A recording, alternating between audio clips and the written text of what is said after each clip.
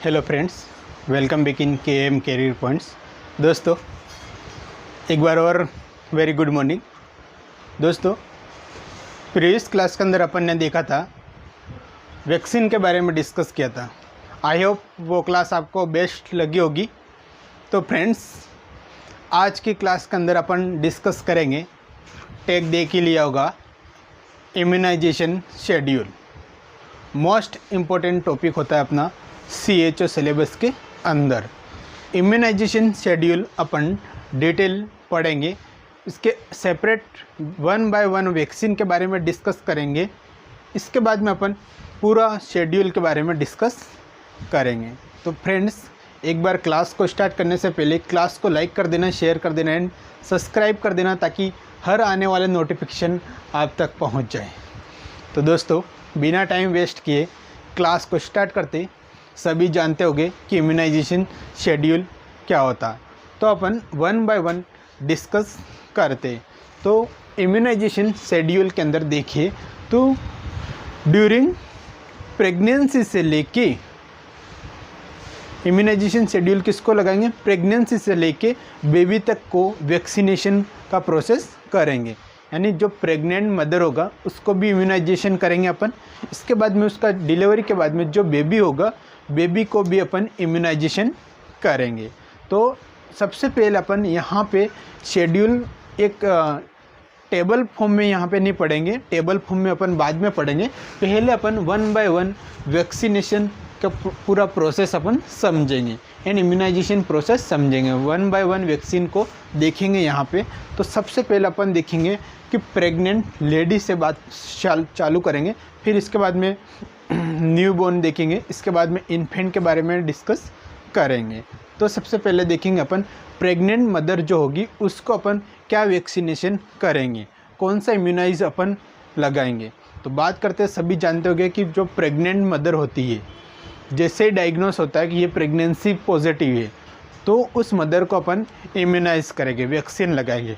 तो कौन सा वैक्सीन लगाएंगे दोस्तों? टिटेनस टॉक्सॉइड लगाते, सभी जानते होंगे। तो यहाँ पे अपन वन बाय डिस्कस करते जाते हैं कि सबसे पहले अपन देखते हैं प्रेग्नेंट लेडी की बात करते हैं।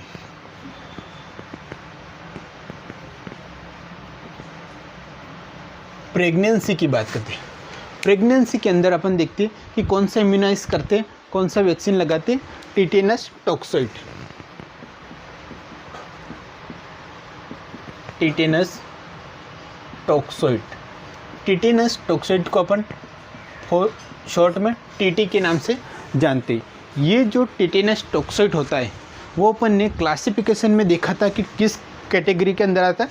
टॉक्सॉइड क्लासिफिकेशन में आता है, जिसके अंदर Diptera toxoid and tetanus toxoid दो वैक्सीन आते थे। तो आपको ये बात भी यहाँ पे नोटिस करनी है। जो टिटेनस टॉक्सॉइड होता है उसका प्रेग्नेंट लेडी में फर्स्ट डोज कब लगाएंगे?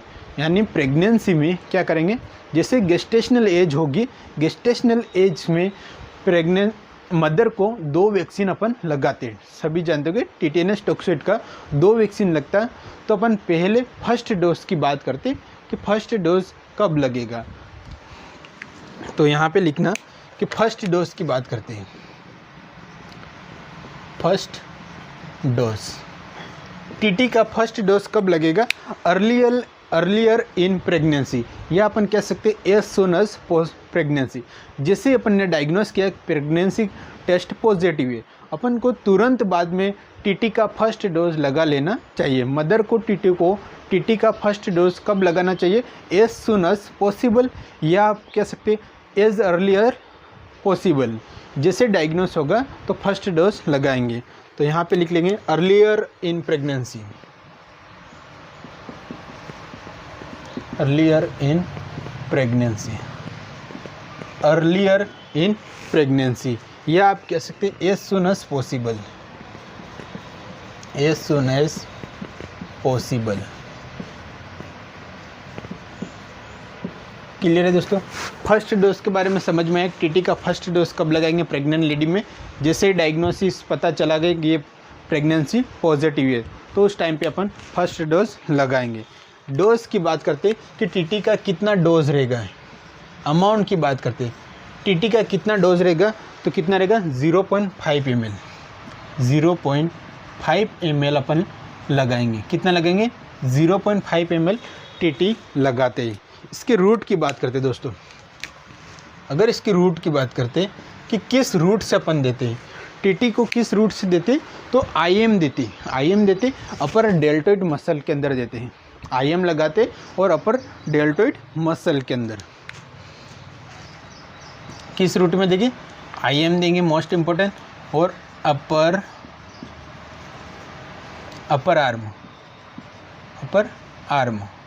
आर्म में भी कौन सी मसल लेंगे? यहाँ पे deltoid muscle, most important question बनता है यहाँ। डेल्टोइड मसल के अंदर लगाते ही। क्लियर है? अपर आर्म में भी यहाँ पे कौन सी मसल रहेगी? डेल्टोइड मसल्स रहेगी। एक क्वेश्चन यहाँ पे आपको समझने के लिए बता रहा हूँ कि आईएम इंजेक्शन अपन टीटी का तो बटक्स पे भी लगा सकते हैं, क्यों नहीं लगाते? वैक्सीनेशन हमेशा यहीं पे क्यों करते हैं अपन? बटक्स के ऊपर भी लगा सकते हो, वहाँ भी मसल्स होती, बट वहाँ पे क्या होता है दोस्तों कि वहाँ पे फैट का डिपोजिशन ज़्यादा होता है। फैट का डिपोजिशन ज़्यादा होने के कारण वैक्सीन जो होती वो इफ़ेक्टिव नहीं हो पाती। बट क्या यहाँ पे जो होता है डेल्टोइड मसल होने के कारण से वहाँ पे मसल्स जो होती है वो क्या होती है? प्योर मसल्स होने के कारण से वहाँ पे क्या होगा? वैक्सीन की इफ़ेक्टिवनेस बढ़ जाती। इसलिए हमेशा डेल्टोइड मसल के ऊपर ही आईएम इंजेक्शन लगाते। यह अपन थाई के ऊपर लगा सकते, वेस्टस लेटरलिस मसल के ऊपर भी अपन लगा देते। तो बात करते नेक्स्ट रूट अपन ने देख लिया। इसके बाद में देखते कि ये अपना फर्स्ट वैक्सीन के बारे में देख लिया, फर्स्ट डोज कब लगाएंगे। अब बात करते हैं सेकेंड डोज की, कि सेकेंड डोज अपन कब लगाएंगे मदर को। सेकेंड डोज की बात करते कि सेकेंड डोज कब लगाएंगे दोस्तों? जब फर्स्ट वैक्सीन लग गया, जिस दिन फर्स्ट वैक्सीन लगा इसके आफ्टर 4 वीक के बाद में अपन सेकेंड डोज लगाएंगे। टीटी का सेकेंड डोज कब लगाएंगे? फर्स्ट वैक्सीन के आफ्टर 4 वीक के ऊपर लगाएंगे, मतलब 1 महीने के बाद में लगाएंगे। तो ये बात भी आपको याद रखनी है, आफ्टर 4 वीक। टीटी का सेकेंड डोज कब लगाएंगे? After 4 week of first dose. तो ये बात भी आपको याद रखनी हमेशा, कि बहुत बार यहाँ से क्वेश्चन पूछा गया टीटी से रिलेटेड। क्लियर है? टीटी का वैक्सीन कैसे लगाते हैं। अब यहाँ पे बात करते हैं कि अगर ये पहली प्रेगनेंसी के अंदर अपन ने लगा दिया, कोई मदर आई, डायग्नोस हुआ, फर्स्ट डोज भी लगा दिया, इसके 1 महीने के बाद में सेकेंड डोज भी लगा दिया, प्रेगनेंसी हो गई, डिलीवरी भी हो गई। अब वही मदर अगर सेकेंड टाइम प्रेगनेंसी कंसीव करती है, अगर वही mother second time pregnancy conceive करती, तो क्या आप टीटी इंजेक्शन लगाओगे उस मदर को? लगाओगे या नहीं लगाओगे? यहाँ पे से भी क्वेश्चन बनता है दोस्तों। तो यहाँ पे अपन लिखते हैं कि if pregnant mother second pregnancy, यहीं पे बात कर लेते हैं, if pregnant mother second time pregnancy, अगर वह मदर सेकेंड टाइम प्रेगनेंसी फिर कंसीव कर रही है, तो उस मदर के अंदर अपन सेकेंड प्रेगनेंसी, अगर यहाँ पे एक कंडीशन होती कि अगर सेकेंड प्रेगनेंसी 3 साल के अंदर कंसीव करती, यानी पहली प्रेगनेंसी से अगर विदिन 3 ईयर के अंदर सेकेंड प्रेगनेंसी कंसीव करेगी, तो उस मदर के अंदर सेकेंड डोज अपन लगाएंगे। टीटी का फर्स्ट डोज भी लगाएंगे एंड सेकेंड डोज भी अपन लगाएंगे। क्या करेंगे? हिस्ट्री ऑफ टीटी यहीं पे लिख लेते, history of TT in previous pregnancy, previous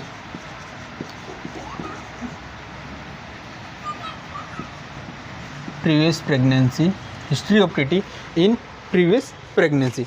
अगर प्रीवियस प्रेगनेंसी में अगर टीटी का हिस्ट्री होगी, तो उस कंडीशन में अपन क्या करेंगे? Second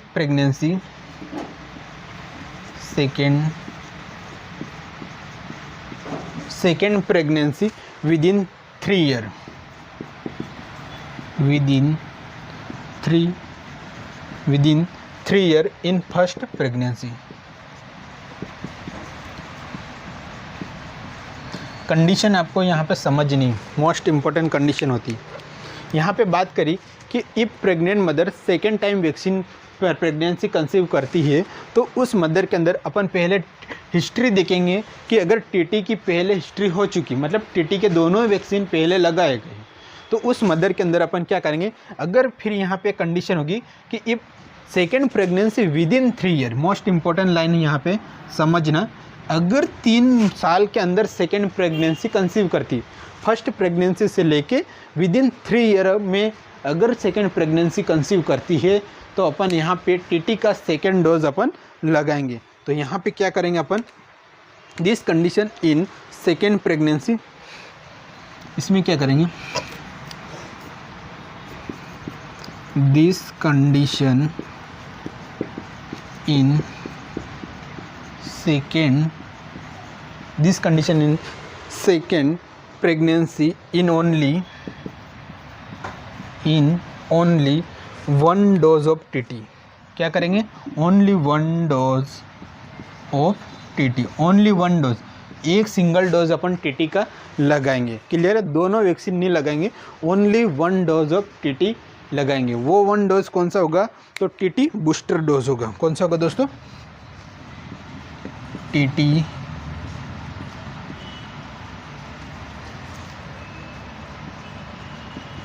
booster dose, TT booster dose होता है। क्लियर, यहाँ पे समझ में आई। जो टीटी बूस्टर डोज होता है उसका भी सेम वही प्रोसेस होता है कि 0.5 ml लगाएंगे, IM लगाएंगे, अपर आर्म में ही लगाएंगे। क्लियर, साइट वही होती है सेम एज।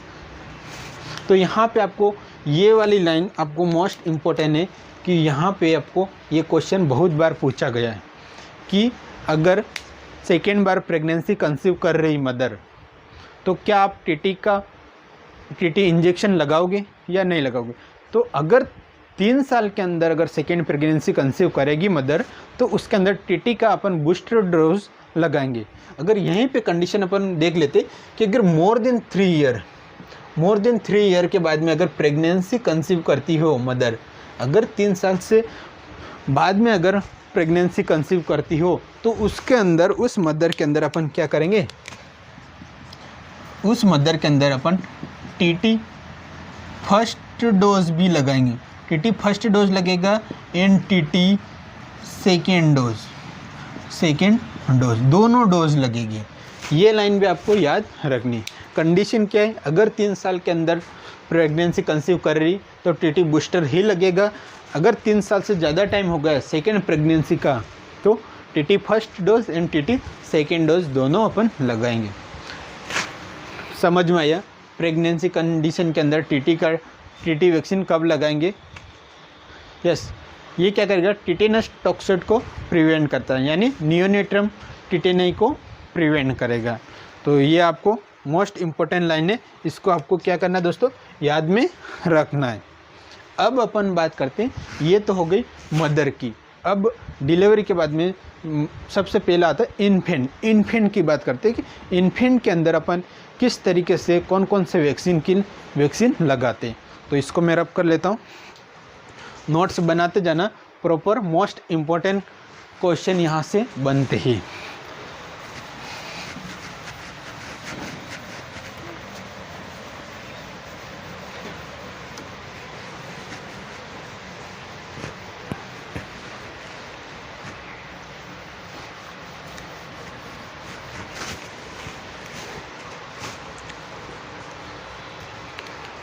यस, यहाँ पे अपन अब बात करते हैं दोस्तों इन्फेंट की। मदर की बात होगी, मदर के अंदर ओनली टीटी का इंजेक्शन ही लगता है। अब बात करते हैं इन्फेंट के अंदर। इन्फेंट में क्या होगा, तो आप सभी जानते होंगे, इन्फेंट के अंदर एट बर्थ वैक्सीन कौन से लगते हैं, BCG का वैक्सीन लगता है, OPV ओरल पोलियो वैक्सीन देते, और हेपेटाइटिस B लगाते। क्लियर है दोस्तों। तो सबसे पहले अपन BCG वैक्सीन के बारे में डिस्कस करते हैं। BCG वैक्सीन से रिलेटेड बहुत बार क्वेश्चन पूछा गया, इसलिए मोस्ट इम्पोर्टेंट वैक्सीन होता है। तो दोस्तों यहाँ पे अपन देखते हैं कि व्हाट इज़ BCG वैक्सीन क्या रहता है। तो इस BCG वैक्सीन को अपन खोल के रख देंगे पूरा, ये हर क्वेश्चन बनने वाले को डिस्कस करेंगे। क्लियर है दोस्तों। तो यहाँ पर अपन देखते हैं BCG वैक्सीन, हेडिंग लिखा ना, BCG।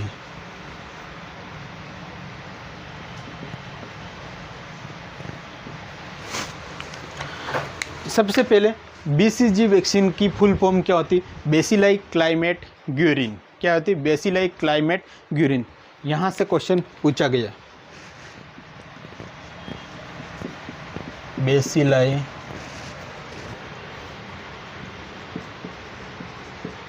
क्लाइमेट,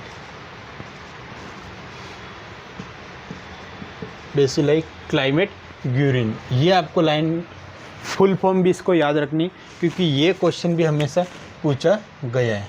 क्लियर है दोस्तों कि BCG की फुल फॉर्म क्या होती है? Bacilli Calmette Guerin. Yes, next अपन देखते हैं जो BCG वैक्सीन होता है किसको प्रोटेक्शन करेगा? BCG वैक्सीन क्यों लगाते हैं? किसको प्रोटेक्शन करेगा? किसको करेगा? TB को करेगा, ट्यूबरकुलोसिस को प्रिवेंट करता। तो यहाँ पे लिखेंगे BCG वैक्सीन प्रोटेक्शन,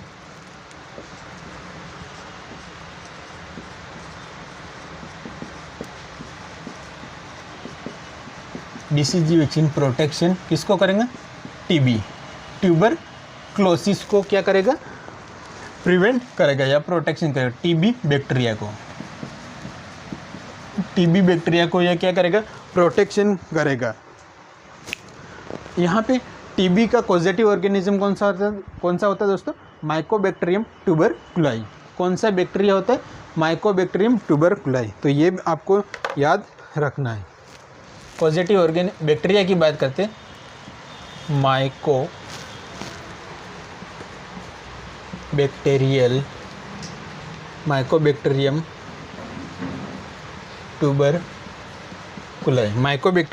ट्यूबरकुलाई।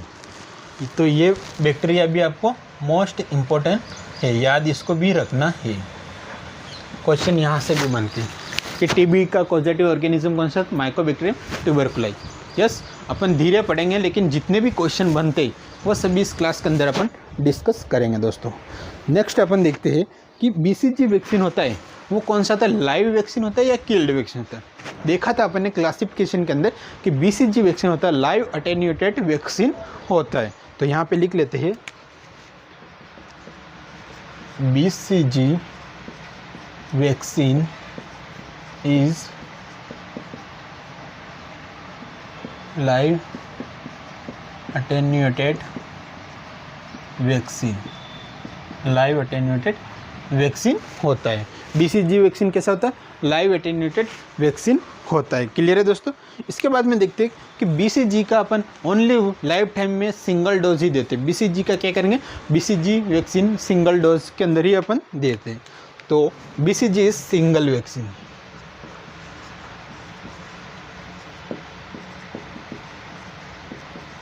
BCG का एक सिंगल वैक्सीन होता है जिसको अपन सिंगल डोज ही देते हैं। मीन्स BCG वैक्सीन दोस्तों देखते हैं कि मार्केट के अंदर 2 फॉर्म के अंदर अवेलेबल होती है। एक तो होती है लिक्विड फॉर्म के अंदर भी BCG वैक्सीन होती है, और एक होती है ड्राई फॉर्म के अंदर। तो दोनों के अंदर अपन डिस्कस करेंगे कौन सी इफेक्टिव होती है, कौन सी इफेक्टिव नहीं होती, बट दोनों में डिफरेंस देखेंगे कि लिक्विड BCG कौन सी होती है और ड्राइड BCG। तो यहाँ पे अपन देखते हैं कि जो 2 टाइप्स BCG वैक्सीन होती है, 2 टाइप्स BCG वैक्सीन होती है, 2 टाइप की होती है दोस्तों। तो यहाँ पे अपन बात कर लेते हैं। एक तो होती है लिक्विड, कौन सी रहती? Liquid form. एक क्या होती है? लिक्विड फॉर्म होती है, दूसरी होती है ड्राइड फॉर्म। क्लियर है? 2 फॉर्म होते हैं। लिक्विड मतलब वो घुली हुई होती, और ड्राई मतलब उसके अंदर अपन को क्या करना? डाइल्यूट को मिक्स करेंगे। क्लियर है? तो यहाँ पे देखते हैं कि जो लिक्विड फॉर्म वाली BCG होती है दोस्तों, ये क्या होती है? मोस्ट वाइडली पाई जाती है, मोस्ट वाइडली यूज्ड होती। ड्राइड फॉर्म की बात करते हैं तो ये भी मोस्ट वाइडली इन इंडिया के अंदर इसका सबसे ज़्यादा यूज़ होता है। तो ये भी अपन देख लेते हैं, most widely used in India. ये लाइन आपको ध्यान में रखनी, दोनों में डिफरेंस लिख रहे। इसके बाद में देखिए जो लिक्विड BCG वैक्सीन होती है वो होती है लेस यूज़, क्या होती है लेस यूज़ करते, बट ड्राइड वैक्सीन होती है उसको मोर यूज़ करते। तो ये डिफरेंस भी लिख लेते कि ये होती वो लेस यूज्ड और ये होती वो मोर यूज्ड। क्लियर है दोस्तों। इसके बाद में अपन तीसरा डिफरेंस देखते हैं कि जो लिक्विड फॉर्म वाली होती है वो लेस स्टेबल वैक्सीन होती है, ड्राइड वैक्सीन होती है वो मोर स्टेबल वैक्सीन होती है। तो यहाँ पे अपन देख लेते हैं कि जो लिक्विड वाली होती है वो लेस स्टेबल वैक्सीन होती है, लेस स्टेबल वैक्सीन होती है, और ये होती है मोर स्टेबल वैक्सीन। क्लियर है दोस्तों, समझ में आया? यस। इसके बाद में अपन देखते हैं कि जो ड्राइड फॉर्म के अंदर होती ये तो ऑलरेडी क्या होती लिक्विड फॉर्म में होती, इसको कोई डाइल्यूट करने के लिए रिक्वायरमेंट अपन को नहीं पड़ेगी। बट जो ड्राइड वैक्सीन होती है BCG की, जो ड्राइड वैक्सीन होती है मतलब ड्राई मतलब पाउडर फॉर्म के अंदर होती है, वाइल के अंदर क्या होता है पाउडर फॉर्म के अंदर होती है, तो उसको अपन डाइल्यूट किस में करेंगे। मोस्ट इंपॉर्टेंट क्वेश्चन यहाँ से बहुत बार पूछा गया कि जो BCG वैक्सीन होता है उसको डाइल्यूट किस में करेंगे, डाइल्यूट किस में करेंगे दोस्तों। BCG वैक्सीन को डाइल्यूट अपन करेंगे किस में करेंगे, नॉर्मल सलाइन के अंदर करेंगे। किस में करेंगे, नॉर्मल सलाइन। नॉर्मल सलाइन में करेंगे। नॉर्मल सलाइन का टेम्परेचर अपन कितना रखेंगे, 2 डिग्री सेल्सियस से लेके 8 डिग्री सेल्सियस रखेंगे। ये भी आपको याद रखना कि 2 डिग्री सेल्सियस से लेके 8 डिग्री सेल्सियस रखेंगे। क्यों रखेंगे, क्योंकि जो BCG वैक्सीन का टेम्परेचर देखते हैं तो वही होता है 2 डिग्री सेल्सियस से लेके 8 डिग्री। अगर इससे टेम्परेचर अपन नॉर्मल सलाइन का हाई रखेंगे या कम रखेंगे तो जो BCG का माइक्रो ऑर्गेनिज्म होते हैं, जो लाई होते हैं, वो क्या हो गए, डेथ हो जाएगी। इसलिए टेम्परेचर सेम अमाउंट के अंदर मेंटेन करके अपन रखेंगे। तो ये लाइन आपको यहाँ पे याद रखनी है। क्लियर है दोस्तों, यहाँ से बहुत बार क्वेश्चन पूछा गया, कंफ्यूज नहीं होना। नॉर्मल सलाइन के अंदर BCG को डाइल्यूट करते। यहीं पे अगर देख लेते हैं अपन कि मीजल्स को किस में डाइल्यूट करेंगे, मीजल्स को दोस्तों किस में डाइल्यूट करते हैं, किस में करते हैं दोस्तों, मीजल्स को स्ट्राइल वाटर के अंदर करेंगे। किस में करेंगे, स्ट्राइल वाटर के अंदर अपन मीजल्स को डाइल्यूट करते। तो ये भी याद रखना।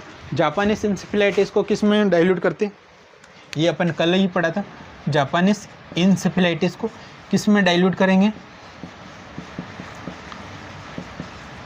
जापानीज इंसेफेलाइटिस को डाइल्यूट करेंगे किसमें, फॉस्फेट बफर के अंदर। किस में करेंगे, फॉस्फेट बफर के अंदर।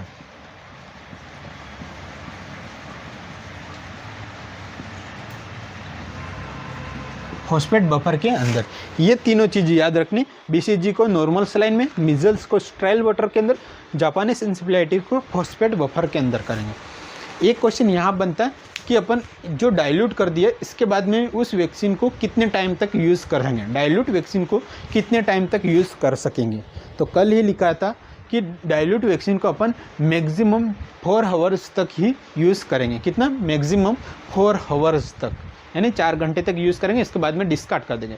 बट एक्सेप्ट एक कंडीशन होती है, जो जापानीज इंसेफेलाइटिस वाले वैक्सीन होता है जिसको फॉस्फेट बफर के अंदर डाइल्यूट करते हैं, उसको अपन मैक्सिमम 2 आवर्स तक ही डाइल्यूट करके रखेंगे। इसके बाद में 2 आवर्स के बाद में क्या करेंगे, इसको डिस्कार्ड कर देंगे। तो ये बात आपको ध्यान में रखनी है। क्लियर है, जब भी इसकी पारी आएगी तो अपन बात कर लेंगे आगे जाके। क्लियर है दोस्तों, अभी अपन BCG के बारे में डिस्कस कर रहे हैं।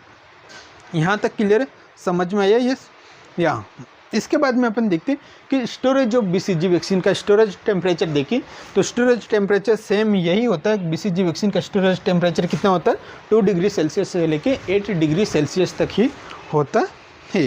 क्लियर। इसके बाद में अपन देखते हैं एडमिनिस्ट्रेशन करते, तो BCG वैक्सीन जो वाइल होती है वो वाइल कितनी होती है दोस्तों, 1 ml BCG वैक्सीन, जैसे कि ये वाइल है, ये क्या है दोस्तों, BCG वैक्सीन की वाइल है। इसमें अपन ने क्या किया, BCG वैक्सीन के अंदर 1 ml एनस लेंगे, डाइल्यूट कितना करेंगे, 1 ml। कितना करेंगे दोस्तों 1 ml, ज़्यादा नहीं लेंगे। ऐसा नहीं कि 2-3 ml ले लिया BCG वैक्सीन में भर दिया, डाइल्यूट कर दिया, 10-15 जने को लगा दिया, ऐसे नहीं करेंगे दोस्तों। BCG वैक्सीन में ओनली 1 ml ही क्या लेंगे अपन, NS लेंगे। क्या लेंगे 1 ml NS, normal saline. NS को यहाँ पे अगर नॉर्मल सलाइन नहीं लिखा होता तो कहीं पे NaCl भी लिखा होता है, इसको भी आपको एग्ज़ाम में करेक्ट करना है। यस, समझ में आया। कभी भी यहाँ पे NS, हाँ, कहीं भी यहाँ पे अपन डिस्टिल वाटर का यूज़ नहीं करेंगे। क्लियर है दोस्तों? यस। तो इसमें क्या किया, BCG वैक्सीन होती है, ड्राई फॉर्म के अंदर होती है, इसके अंदर 1 ml NS को मिक्स करेंगे। यहाँ तक समझ में आया। इसके बाद में अपन देखते हैं कि 1 ml NS को अपन ने क्या किया, मिक्स कर दिया। तो ये वैक्सीन कितना बन गया अपना, 1 ml NS को मिक्स किया, तो ये वैक्सीन अपन 1 ml वैक्सीन तैयार हो गई। कितनी हो गई, 1 ml वैक्सीन तैयार हो गई। समझ में आया? यस, 1 ml वैक्सीन तैयार हो गई। तो इसको अपन देखते हैं कि दोस्तों BCG वैक्सीन का अब डोज देख लेते हैं कि डोज कितना देंगे। डोज की बात करते हैं, कितना देंगे, 0.05 ml देंगे। कितना देंगे, डोज की बात करते हैं, यहीं पे लिखते हैं डोज 0.05 ml, 0.05 ml। ये आपको याद रखना, मोस्ट इम्पोर्टेंट क्वेश्चन बनता है। BCG वैक्सीन का डोज कितना देंगे, 0.05 ml। कब देंगे, 0.05 ml अपन देंगे, कितना टाइम ड्यूरेशन के अंदर देखेंगे, 0.05 ml अपन 4 वीक के अंदर ही देंगे। 4 वीक, विद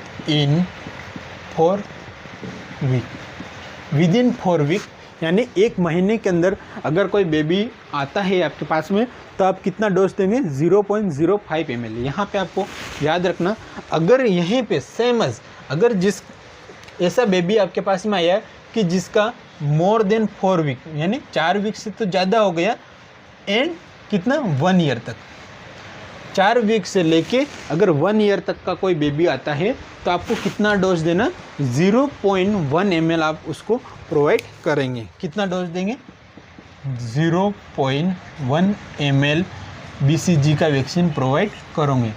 ये कंडीशन आपको याद रखनी, कंफ्यूज नहीं होना दोस्तों, कंफ्यूज नहीं होना, एग्ज़ाम में घुमा देंगे। क्योंकि पहले पेपर सरल आ गया CHO का, जो MP CHO का बना था वो, बट इस कंडीशन में क्या होगा, कंपटीशन बढ़ गया है, तो क्वेश्चन उधर उधर घुमा सकता है। तो आपको कंडीशन यहाँ पे आपको याद रखनी। तो एक बार और रिवाइज कर लेते। अगर डोज की बात करें, 8 बर्थ कितना देंगे, 0.05। 8 बर्थ से लेके वो 4 वीक, यानी 1 महीने के अंदर अगर कोई बेबी होता है तो उसको 0.05 ml देंगे। अगर वही कंडीशन देख लेते हैं कि अगर 4 वीक से 1 ईयर के अंदर आता है, यानी 1 महीने से लेके 1 साल के अंदर अपन कितना देंगे, 0.1 ml देंगे। ये दोनों क्वेश्चन यहाँ पे हमेशा पूछा गया, तो यहाँ पे आपको याद रखना है। क्लियर दोस्तों, समझ में आया? यस। जो BCG वैक्सीन होता है, maximum time duration, maximum age limit क्या होती है, किसको देंगे, मैक्सिमम एज लिमिट की बात करते हैं। अगर BCG वैक्सीन का मैक्सिमम एज लिमिट कब तक देंगे, मैक्सिमम कब तक देंगे दोस्तों, तो यहाँ पे मैक्सिमम एज लिमिट की बात करेंगे तो 1 ईयर तक अपन प्रोवाइड करेंगे। 1 ईयर के बाद में किसी भी कंडीशन में BCG का वैक्सीन नहीं देंगे अपन। समझ में आया दोस्तों? यस, 1 ईयर के बाद में BCG का वैक्सीन अपन नहीं प्रोवाइड करेंगे। अब अपन देख लेते कि जो डोज 0.05 ml की बात कर रहे थे, कि अगर 1 ml, कंडीशन समझना दोस्तों, कंफ्यूज नहीं होना, 1 ml जो वैक्सीन बना BCG, 1 ml BCG वैक्सीन बना, कितना, 1 ml NS लिया, ड्राइड वैक्सीन के अंदर 1 ml मिलाया, तो वैक्सीन कितना बना दोस्तों, 1 ml ही वैक्सीन बनेगा। 1 ml वैक्सीन में अपन 0.05 ml के अनुसार वैक्सीन प्रोवाइड कर रहे हैं, यानी पर्सन को, बेबी को अपन दे रहे हैं। कितना डोज दे रहे, 0.05 ml के अनुसार, 0.05 ml के अनुसार वैक्सीन देंगे। तो यहाँ पे अपन कितने डोज दे सकते, 1 ml वैक्सीन में अगर 0.05 ml एक व्यक्ति को दे रहे तो अपन ऐसे कितने बच्चों को अपन कितने डोज दे सकते हैं, क्वेश्चन यहाँ से बनता है। तो कितने देंगे अपन, 0.05 ml, देखो आप काउंट करो, 1 ml वैक्सीन है, इसके अंदर अपन 0.05 ml दे रहे, तो कितने डोज बनेंगे टोटल कितने डोज बनेंगे, टोटल 20 डोज बनेंगे, टोटल 20 डोज बनेंगे, यानी 20 बच्चों को अपन वैक्सीनेशन कर सकते हैं। कितना, 1 ml वैक्सीन वाली वाइल होती, 1 ml वैक्सीन वाली वाइल के अंदर 20 बच्चों को अपन वैक्सीनेशन करेंगे। तो ये लाइन आपको यहाँ पे याद रखनी। यहीं पर अगर देख लेते दोस्तों कि अगर अपन 0.1 ml के अनुसार दे रहे, 1 ml वैक्सीन है, उसको अपन कितना दे रहे, 0.1 ml के अनुसार दे रहे, तो अपन कितने डोज बनेगी, अगर 0.1 ml के अनुसार कितने डोज बनेंगे, तो कितने डोज बनेंगे दोस्तों, 10 डोज बनेंगे। कितने बनेंगे दोस्तों, 10 डोज। कितने बनेंगे, 10 डोज। यहाँ से बहुत बार क्वेश्चन पूछा गया डोज से रिलेटेड, तो आपको ये बात याद रखनी है। क्लियर है। मैंने कहा BCG वैक्सीन का अगर कोई भी क्वेश्चन आए तो इस नोट्स के अलावा एक भी वैक्सीन BCG का आउट सिलेबस ऑफ आउट नहीं आएगा। जो मैं पढ़ा रहा BCG का वैक्सीन से रिलेटेड अगर क्वेश्चन आएगा तो यहीं से आएगा। क्लियर है। तो आपको मोस्ट इम्पॉर्टेंट यहाँ पे ध्यान देना है। इसके बाद में अपन देखते हैं BCG वैक्सीन अपन लाइफ टाइम में ओनली 1 सिंगल डोज प्रोवाइड करेंगे। BCG वैक्सीन का ओनली पूरी लाइफ साइकिल के अंदर एक ही डोज अपन देंगे। क्लियर है दोस्तों। तो आपको याद रखना है कि BCG वैक्सीन जो होता है उसको लाइफ टाइम में सिंगल डोज अपन प्रोवाइड करेंगे। इसके बाद में अपन देख लेते हैं कि डोज की तो बात कर ली दोस्तों। मोस्ट इंपॉर्टेंट क्वेश्चन यहाँ से बनता है कि रूट कौन सा देंगे। रूट की बात आती कि BCG वैक्सीन का रूट कौन सा होता है, तो इंट्राडर्मल होता है। कौन सा होता है, ID का मतलब इंट्राडर्मल जो रूट होता है। Yes, intradermal. साइट की बात कर लेते कि साइट कौन सी होती, तो साइट की यहीं पे अपन बात कर लेते।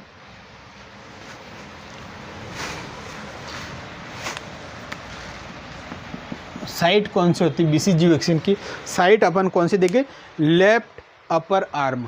BCG वैक्सीन की साइट कौन सी होगी, इंट्राडर्मल तो देंगे, पर कौन सा arm, left upper arm. Left upper arm में देंगे। साइट कौन सी होगी, तो यहीं पे लिख लेते, left upper arm. Left upper arm, left upper arm में कौन सी मसल प्रेजेंट रहती, just deltoid muscle. Deltoid muscle के अंदर अपन देंगे। तो यहाँ से बहुत बार क्वेश्चन पूछा गया। रूट कौन सा देगा, इंट्राडर्मल। यस, भूलोगे तो नहीं BCG वैक्सीन के बारे में। यस, इसके बाद में अपन देख लेते BCG वैक्सीन एडमिनिस्टर करते, जो BCG वैक्सीन अपन देते तो सिरिंज का कौन सी सिरिंज का यूज़ किया जाता है। तो दोस्तों आपको अगर स्क्रीनशॉट लेना हो तो यहाँ से आप ले लेना, नहीं तो नोट्स बना देना, मैं एक बार इसको रब कर दूंगा। क्लियर है। तो स्क्रीनशॉट आप एक बार ले लीजिए। यस, ले लिया, मैं रब कर रहा हूँ। यस, नेक्स्ट अपन देखते हैं कि जो BCG वैक्सीन देते हैं तो सिरिंज कौन सी यूज़ करेंगे।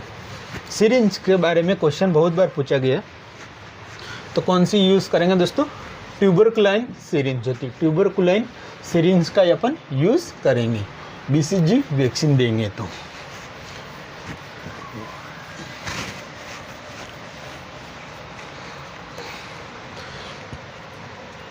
सिरिंज की बात करते, BCG vaccine administer bye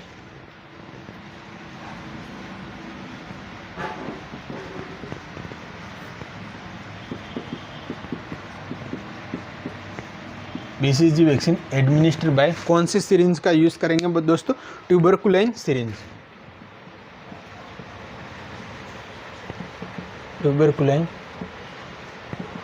ट्यूबरकुलाइन syringe most important question यहाँ से भी बनता है। ट्यूबरकुलाइन सिरिंज कितने mm की होती है, 1 mm या 1 cc की होती। कितने होती, 1 ml या अपन कह सकते हैं 1 cc की होती है, ये भी आपको ध्यान रखनी है। जो ट्यूबरकुलन सिरिंज होती है उसकी अगर नीडल की बात करें, नीडल का गोज कितना होता है, 26 गोज की होती है। कितनी होती है?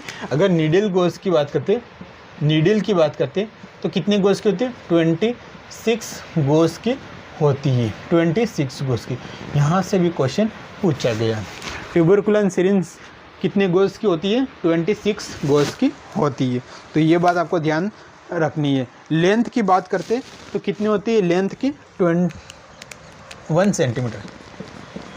लेंथ की बात करते तो 1 सेंटीमीटर होती है सिरिंज की। तो ये सिरिंज से रिलेटेड भी क्वेश्चन यहाँ पे बनते हैं दोस्तों। मैंने कहा BCG को अपन क्या करेंगे? खोल देंगे पूरा। तो यहाँ पे आपको हर क्वेश्चन ध्यान में रखना है। यस, समझ में आया? इसके बाद में अपन देखते कि जो BCG वैक्सीन प्रोवाइड करते अपन, किसी कोई पर्सन आ गया, इसको डेल्टोइड मसल के अंदर BCG वैक्सीन दे दिया बेबी को, तो सबसे पहले ध्यान रखना कि वहाँ पे आपको एल्कोहल स्वाब के द्वारा क्लीन नहीं करना है। कभी भी BCG वैक्सीन देने से पहले एल्कोहल स्वाब के द्वारा वहाँ पे आपको साइड को क्या करना? क्लीन नहीं करना है। तो ये बात आपको ध्यान में रखनी है। तो यहाँ पे अपन लिख लेते हैं, never clean with alcohol swab. Never clean with alcohol swab. Alcohol swab के द्वारा आपको कभी भी क्लीन नहीं करना ड्यूरिंग BCG वैक्सीन।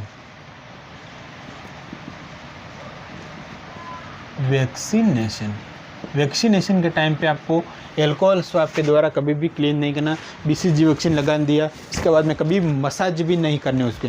कौन सा भी वैक्सीन लगाओगे तो मसाज नहीं करनी है आपको। तो ये बात भी आपको ध्यान में रखनी है दोस्तों। इसके बाद में अपन देखते हैं कि ऑब्जर्वेशन आफ्टर BCG वैक्सीन तो लगा दिया, इसके बाद में अपन ऑब्जर्वेशन करेंगे दोस्तों कि इसके अंदर क्या क्या चेंजेस देखने को मिलेगा। जो साइट होती है उस साइट के ऊपर क्या चेंजेस देखने को मिलेगा। तो ये बात भी आपको ध्यान में रखनी है। तो observation after BCG, observation after BCG vaccine देंगे, इसके बाद में अपन क्या ऑब्जर्व करेंगे। तो वहाँ पे क्या होगा, आफ्टर 2 से 3 वीक के अंदर क्या देखने को मिलेगा? पेप्यूल्स का फॉर्मेशन देखने को मिलेगा। जब भी BCG वैक्सीन देंगे इसके 2 से 3 वीक के अंदर पेप्यूल्स का फॉर्मेशन देखने को मिलेगा। तो ये बात आपको ध्यान रखनी है। तो यहीं पे लिख लेते, आफ्टर 2 to 3 वीक क्या होगा? पेप्यूल्स का फॉर्मेशन होगा। पेप्यूल्स का फॉर्मेशन होगा। समझ में आया? कहाँ पे होगा? इंजेक्शन साइट के तरफ क्या होगा?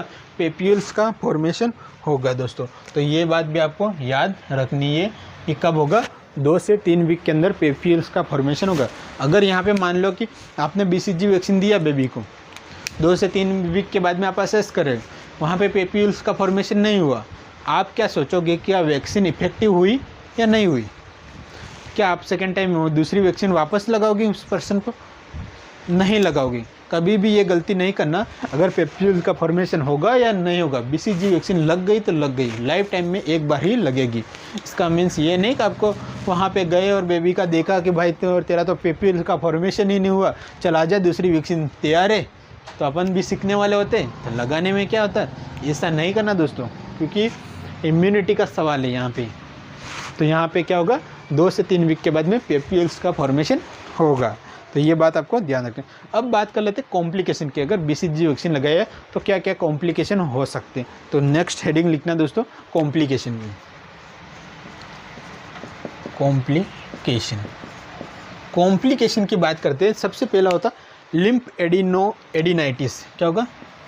लिम्फ एडिनाइटिस मोस्ट इम्पोर्टेंट, बहुत बार क्वेश्चन में पूछा गया कि BCG वैक्सीन का कॉम्प्लिकेशन क्या होता है? लिम्फ एडिनाइटिस होता है। लिम्फ एडिनाइटिस होता है। एक होता है अल्सरेशन। अल्सरेशन कहाँ पे होगा? Injection site. इंजेक्शन साइट पे आपको अल्सरेशन भी देखने को मिलेगा। नेक्स्ट होता है ओस्टियोमाइलाइटिस। ये भी मोस्ट इम्पोर्टेंट है।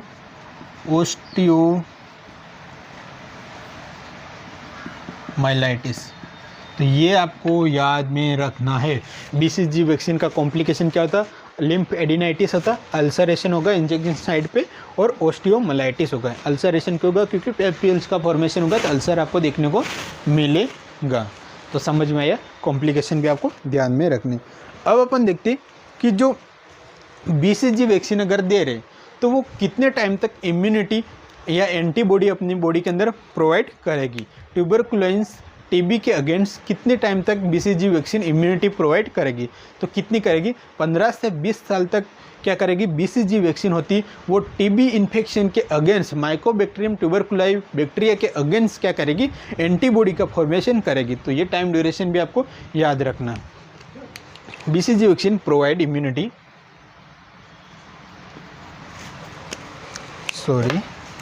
BCG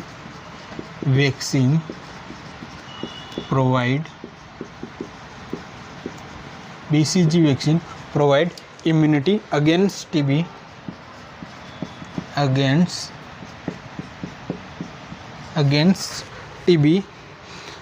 for कितने? 15 years to 20 year, यानी कितने टाइम ड्यूरेशन तक ये इम्यूनिटी प्रोवाइड करेगी दोस्तों? 15 से 20 साल तक बीसीजी वैक्सीन होती है वो इम्यूनिटी प्रोवाइड करेगी। किसके अगेंस्ट करेगी? माइकोबैक्टीरियम ट्यूबरकुलाई बैक्टीरिया के अगेंस्ट करेगी। तो ये टाइम ड्यूरेशन भी आपको याद में रखना है। यस, समझ में आया। इसके बाद में अपन देखते हैं कि जो बीसीजी वैक्सीन होता है वो किस किस कंडीशन के अंदर कॉन्ट्रा इंडिकेट करेंगे। बीसीजी वैक्सीन किस किस कंडीशन के अंदर कॉन्ट्रा इंडिकेट करते, तो यहाँ पे कॉन्ट्रा इंडिकेशन लिख लेना। नेक्स्ट, कॉन्ट्रा इंडिकेशन की बात करते तो सबसे पहले लिखते हैं HIV वाली कंडीशन में बीसीजी वैक्सीन कॉन्ट्रा इंडिकेट करें। ल्यूकेमिया वाली कंडीशन में करेंगे। ल्यूकेमिया के बाद में लिम्फोमा, इम्यूनोसप्रेशन वाले पेशेंट के अंदर अपन क्या करेंगे? बीसीजी को कॉन्ट्रा इंडिकेट करेंगे। लिम्फोमा में करेंगे कोर्टिकोस्टेरॉइड चल रही होगी। अगर क्या करेंगे? कोर्टिकोस्टेरॉइड चल रही होगी उसमें करेंगे।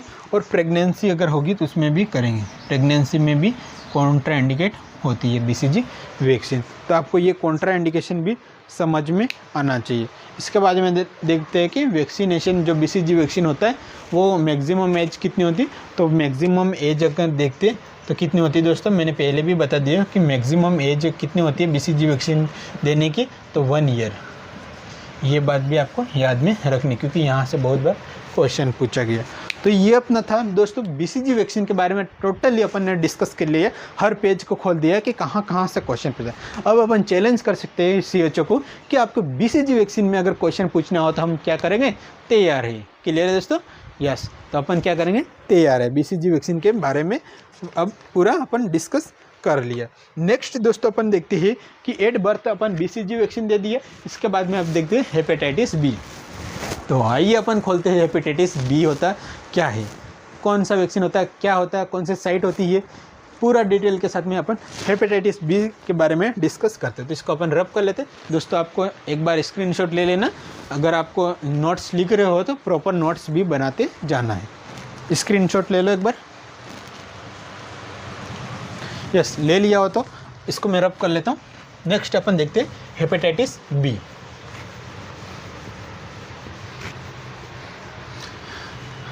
सेकेंड वैक्सीन होगा हेपेटाइटिस बी।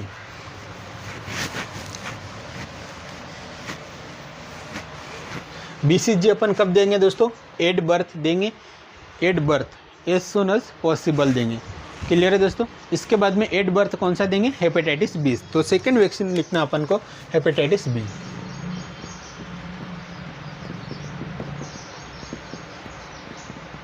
हेपेटाइटिस बी के बारे में डिस्कस करते। जो हेपेटाइटिस बी वैक्सीन होता है, हेपेटाइटिस बी वैक्सीन होता है दोस्तों, इसके बारे में देखते कि ये अपन क्या कब प्रोवाइड करेंगे? At birth. ये क्या होता है? एट बर्थ डोज देंगे। एट बर्थ प्रोवाइड करेंगे एज अर्ली एज पॉसिबल। यह अपन कह सकते हैं एज अर्ली एज पॉसिबल। तो ये लाइन आपको याद में रखें। जो हेपेटाइटिस बी वैक्सीन होता है वो प्रोवाइड करेंगे।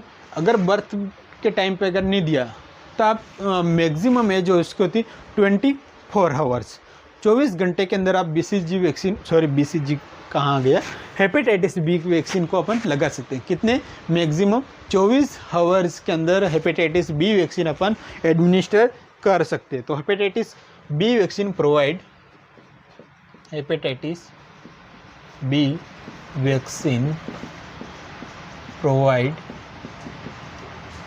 within 24 आवर्स, 24 आवर्स के अंदर इसको प्रोवाइड करेंगे। आफ्टर 24 आवर्स के बाद में बीसीजी वैक्सीन एडमिनिस्टर नहीं करेंगे। आफ्टर 24 आवर्स के बाद में बीसीजी वैक्सीन अपन बीसीजी वैक्सीन नहीं, हेपेटाइटिस बी वैक्सीन, बीसीजी पढ़ा दिया है वही याद रह गया, माइंड में मत लेना। हेपेटाइटिस बी वैक्सीन तो लिख लेना। After 24 hours, after 24 hours not given BCG hepatitis B vaccine, not given hep vaccine. 24 hours के बाद में आपको हेपेटाइटिस बी वैक्सीन नहीं देना है। क्लियर है दोस्तों। इसके बाद में अपन डोज की बात कर लेते हैं कि डोज कितना देंगे। डोज की बात करते हैं दोस्तों, तो डोज देंगे अपन कितना देंगे दोस्तों, डोज की बात करते हैं 0.5 ml, 0.5 ml। कन्फ्यूज नहीं हो ना, बीसीजी वैक्सीन का डोज कितना था 0.05 ml, तो यहाँ पे रहेगा 0.5 ml। तो यहाँ पे बहुत बार क्वेश्चन पूछा गया है कि हेपेटाइटिस बी का डोज कितना रहता है 0.5 ml। ये जो होता है इसका रूट होता है दोस्तों, रूट की बात कर लेते हैं अपन। रूट की कौन से रूट से देते, तो ये हेपेटाइटिस बी वैक्सीन होता है वो IM देते हैं। कौन से रूट से देते? IM देते। IM कौन से देते? लेफ्ट थाई के अंदर IM प्रोवाइड करेंगे, लेफ्ट थाई के अंदर। लेफ्ट थाई के ऊपर साइड की बात करते, कौन सी देंगे? वेस्टस लेटरलिस मसल्स के ऊपर अपन प्रोवाइड करेंगे। लेफ्ट थाई की बात करते तो anterolateral side of mid Thai,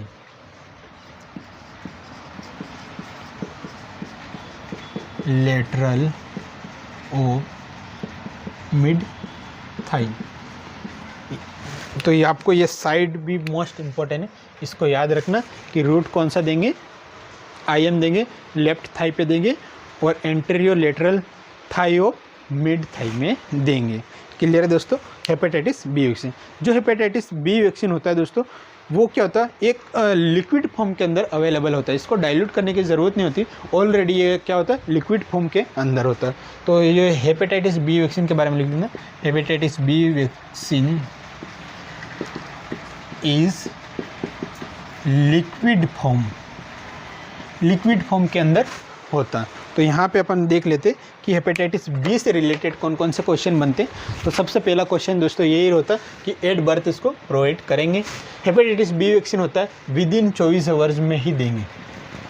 अगर 24 घंटे के बाद में कौन सा भी बेबी आ जाए, MLA का बेबी आ जाए, PM का अगर बेबी भी आ जाए, तो भी 24 घंटे के बाद में आपको वैक्सीन नहीं लगानी hepatitis B vaccine.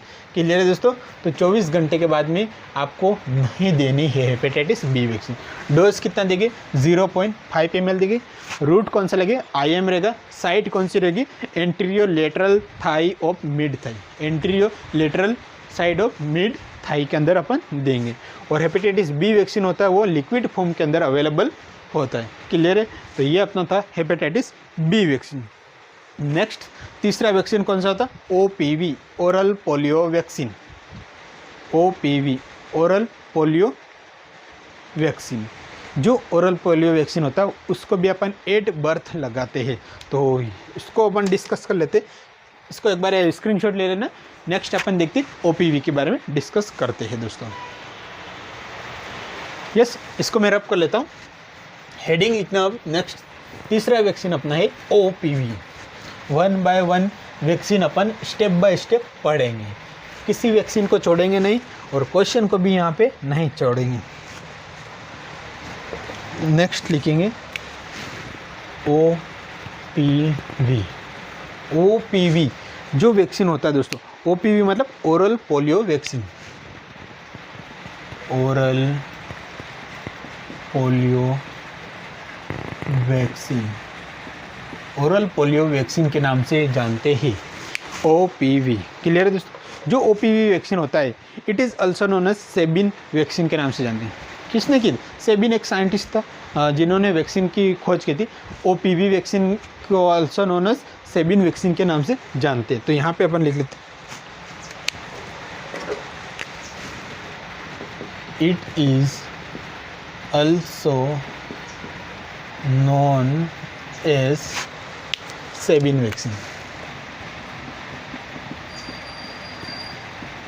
Also known as Sabin vaccine. Most important question होता है कि जो सेबिन वैक्सीन होता है वो कौन सा होता है? लाइव वैक्सीन होता है। OPV सेबिन वैक्सीन कौन सा होता है? लाइव वैक्सीन होता है। तो आपको ये बात आपको याद रखना। मैंने टाइप्स ऑफ वैक्सीन के बारे में डिस्कस किया था, तब आपको बता दिया था कि जो सल्क वैक्सीन होता है, इनएक्टिवेटेड पोलियो वैक्सीन IPV, वो क्या होता है? किल्ड वैक्सीन होता है। और OPV वैक्सीन होता है ओरल पोलियो वैक्सीन होता है, 2 ड्रॉप जिंदगी की 2 बूंद, वो क्या होती है दोस्तों? लाइव वैक्सीन होता है। तो यहाँ पे अपन देखते हैं OPV के बारे में देख लिया। It is also known as Sabin vaccine होता है। इसके डोज देखते हैं। मोस्ट इंपॉर्टेंट क्वेश्चन यहाँ से बनते हैं दोस्तों कि इसके डोज के बारे में मोस्ट इंपॉर्टेंट क्वेश्चन रहता है कि जो डोज 0 होता है, 8 बर्थ जो डोज लगता है, 8 बर्थ OPV वैक्सीन अपन देते हैं, ओरल देते हैं, वो क्या होता है? 0 डोज में काउंट होता है। 8 बर्थ OPV वैक्सीन होता है, उसको 0 डोज के अंदर काउंट करते हैं। तो यहाँ पे डोज जो होता है वो 0 से शुरू होता है। तो यहाँ पे अपन देखते हैं कि डोज 0, पहला अपन बात कर ले डोज 0। डोज 0 कब देंगे दोस्तों? तो डोज 0 अपन देंगे 8 बर्थ। 8 बर्थ क्या करेंगे? डोज 0 अपन प्रोवाइड करेंगे, जिसको अपन बर्थ डोज के नाम से भी जानते हैं। बर्थ डोज, बर्थ डोज के नाम से भी जानते हैं। डोज 0 कब देंगे? 8 बर्थ देंगे, जिसको अपन बर्थ डोज के नाम से भी जानते हैं। क्लियर है दोस्तों? जो बर्थ डोज होता है वो अपन मैक्सिमम कब तक देंगे? डोज 0 को अगर बर्थ के टाइम पे अगर बेबी नहीं दिया अपन ने OPV वैक्सीन, तो कब तक देंगे? विदिन 15 डे, यानी 15 दिन के अंदर अगर कोई भी वैक्सीन लगता है, OPV वैक्सीन अपन लगाते हैं, तो किस होगा? डोज 0 के अंदर काउंट होगा। तो यहाँ पे अपन लिख लेते हैं कि जो डोज 0 होता है वो अगर मैक्सिमम देखिए बर्थ से लेके 8 बर्थ से लेके कितना? विदिन 15 डे, अगर 15 दिन तक अगर बेबी के अंदर अपन भी OPV वैक्सीन दे रहे, तो वो किस में? डोज 0 के अंदर काउंट होगा। तो ये आपको मोस्ट इम्पोर्टेंट लाइन आपको ये याद में रखनी है।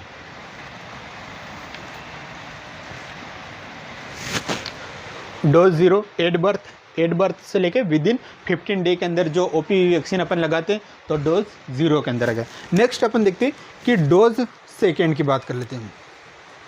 डोज 0 हो गया। इसके बाद में देखते हैं कि डोज सेकेंड नहीं, इसके बाद में 0 के बाद में क्या था? Dose first. तो यहाँ पे देखते डोज फर्स्ट या OPV 0, ऐसे भी लिख सकते हैं।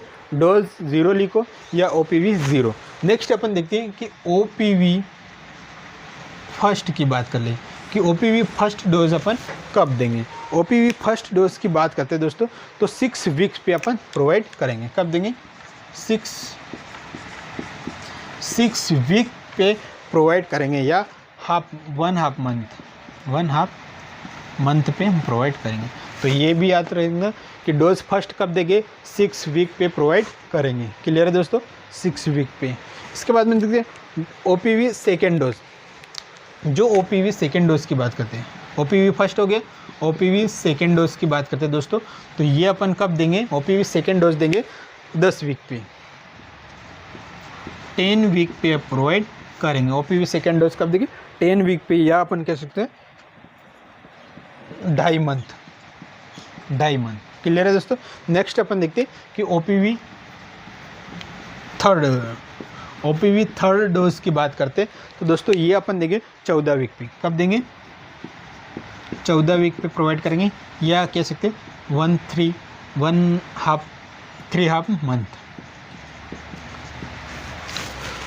क्लियर है दोस्तों, आपको समझ में आया कि जो OPV होता है ओरल पोलियो वैक्सीन, जिसके 3 डोज होते हैं। OPV 0 डोज कब देंगे, एट बर्थ से के विदिन 15 मिनट पे अगर लगाते तो 0 डोज। OPV फर्स्ट डोज कब देंगे, 6 वीक पे देंगे। OPV सेकेंड डोज 10 वीक पे और 14 वीक पे थर्ड। 6, 10, 14 याद रखना, 6, 10, 14। क्लियर है दोस्तों, डोज के बारे में समझ में आया। इसके बाद में अपन देखते हैं कि जो OPV वैक्सीन होता है, ओरल पोलियो वैक्सीन दोस्तों होता है, वो क्या होता है, इसको अपन देखते हैं, रूट की बात कर लेते हैं कि अब रूट की बात करें। नेक्स्ट रूट की बात करते हैं तो कौन सा रूट होता है, ओरल रूट होता है। कौन सा रूट होता है, ओरल रूट होता है। और ड्रॉप की बात करते हैं, 2 ड्रॉप देंगे, 2 ड्रॉप प्राइज। जिंदगी की 2 बूंद, सभी ने पिया होगा, 5 साल तक पिलाते, जिंदगी की 2 बूंद। क्लियर है दोस्तों। तो यहाँ पे अपन ने देखा कि ओरल रूट देंगे, 2 ड्रॉप्स प्रोवाइड करेंगे। इसके बाद में OPV वैक्सीन होता है, उसका टेम्परेचर कितना रखते हैं, कितना मेंटेन करके रखते हैं। OPV वैक्सीन का टेम्परेचर की बात करते हैं -20 डिग्री सेल्सियस। बहुत बार क्वेश्चन पूछा गया कि OPV वैक्सीन एक लाइव वैक्सीन होता है जिसका टेम्परेचर -20 डिग्री सेल्सियस। अगर रेंज में पूछे दोस्तों तो आपको याद रखना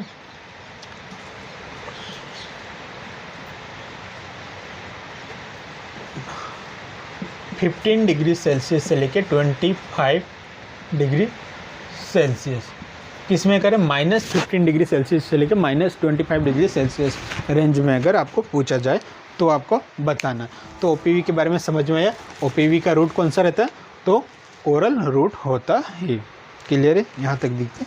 इसके बाद में देखते हैं कि live vaccine is 2 dose between 4 week.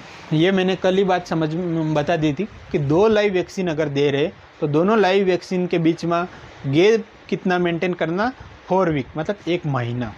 या एक कंडीशन यहाँ पे और बताई थी कि अगर 2 लाइव वैक्सीन दे रहे तो दोनों लाइव वैक्सीन की साइट अलग अलग होनी चाहिए, तो आप प्रोवाइड करेंगे। क्लियर, ये बात आपको नोटिस में रखनी है। नेक्स्ट अपन देखते हैं कि OPV वैक्सीन होगा, उसको मैक्सिमम एज कितनी होगी। मैक्सिमम एज यानी ओरल पोलियो वैक्सीन को मैक्सिमम एज लिमिट क्या होगी, कब तक देंगे, तो मैक्सिमम एज लिमिट की बात करते हैं।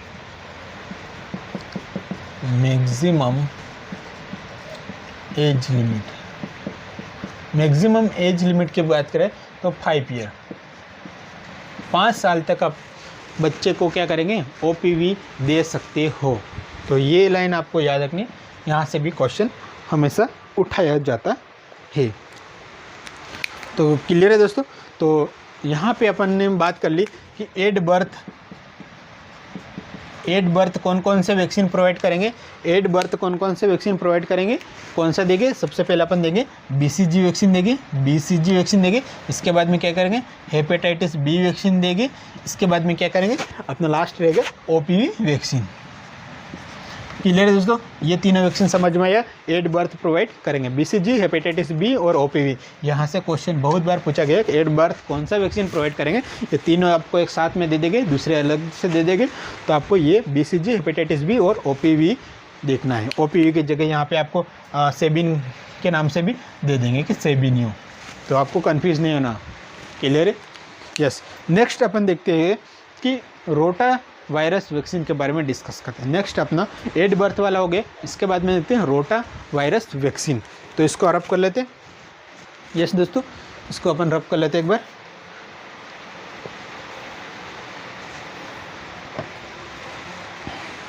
एक बार स्क्रीनशॉट ले लो, मैं रब कर रहा हूँ इसके बाद में। यस, हेडिंग लिखना अपना next, rota virus vaccine. At birth तीनों वैक्सीन अपन ने पढ़ लिया बहुत अच्छे से। मैं कह रहा हूँ कि इससे बाहर आपके क्वेश्चन जाएंगे नहीं, इसके बाहर क्वेश्चन नहीं जाएंगे इम्यूनाइजेशन शेड्यूल के अंदर। क्लियर है दोस्तों? यस, नेक्स्ट अपन देखते कि रोटा वायरस वैक्सीन के बारे में। हेडिंग लिखना,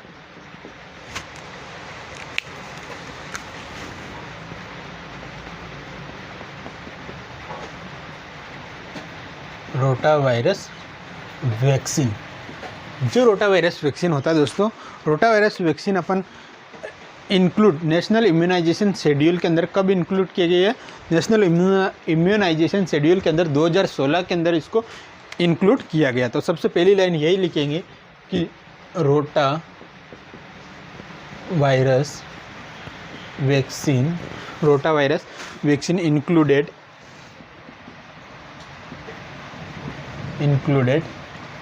NI national immunisation schedule NIS इन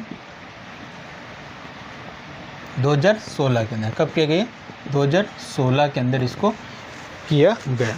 तो रोटा वायरस वैक्सीन को नेशनल इम्यूनाइजेशन शेड्यूल NIS में कब इंक्लूड किया गया? 2016 के अंदर। तो यहाँ पे आपको याद में रखना है। क्लियर है दोस्तों? 2016 के अंदर। तो यहीं पे मैं आपको एक बात बताना चाहता हूँ दोस्तों कि जो ये मेरे को पहले ही बता देना चाहिए, इसको अपन यहीं पे रोक के इसके बाद में बात कर देते कि जो EPI था, EPI कौन सा? Expanded programme of immunisation, EPI expanded programme of immunisation, expanded programme of immunisation, expanded programme of immunisation जिसने WHO ने लॉन्च किया था। वर्ल्ड के अंदर सबसे पहले लॉन्च किया था इसने। किसने किया था? WHO ने। कहाँ पे अपन देख रहे हैं? वर्ल्ड के अंदर।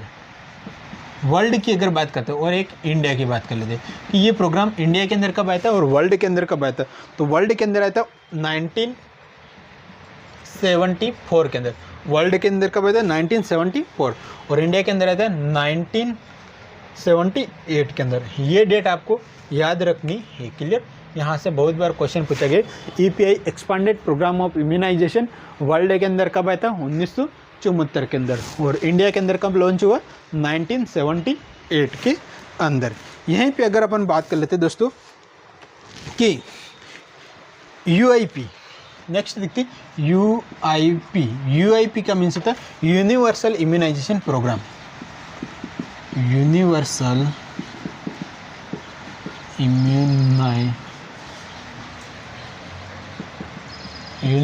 Immunisation programme. Universal immunisation programme कब आया? लॉन्च किया था इंडिया के अंदर। ये कब आया था? इंडिया की बात कर लेते हैं, सभी जानते होंगे। UIP कब आया था? 1985 के अंदर, 1985 के अंदर। बहुत बार क्वेश्चन पूछा गया। 1985 के अंदर आया था इंडिया के अंदर यूनिवर्सल इम्यूनाइजेशन प्रोग्राम 1985 के। इसके बेनिफिशियरी कौन थे? बेनिफिशियरी की बात करते हैं।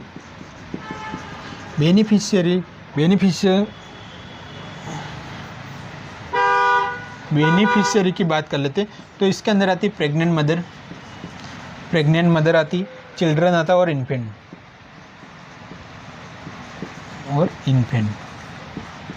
क्लियर? ये तीनों human beings, pregnant mother, children और इन्फेंट, किस में आता है? UIP universal immunisation programme. तो दोस्तों आपको ये डेट भी आपको याद में रखनी, क्योंकि एग्जाम में सीधी डेट दे देते कि EPI कब लॉन्च किया गया इंडिया के अंदर? तो 1974 के अंदर। वर्ल्ड के अंदर कब आया? 1974 के अंदर। और सॉरी, इंडिया के अंदर कब आया? 1978 के अंदर।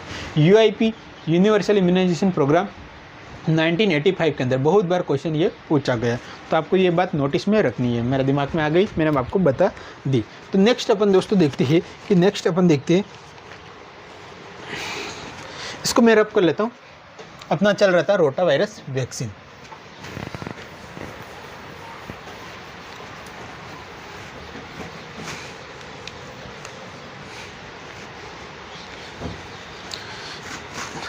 कब आया था NIS में शामिल कब किया, नेशनल इम्यूनाइजेशन शेड्यूल के अंदर 2016 के अंदर इसको चालू किया। जो रोटा वायरस वैक्सीन होता है वो लिक्विड फॉर्म के अंदर होता है,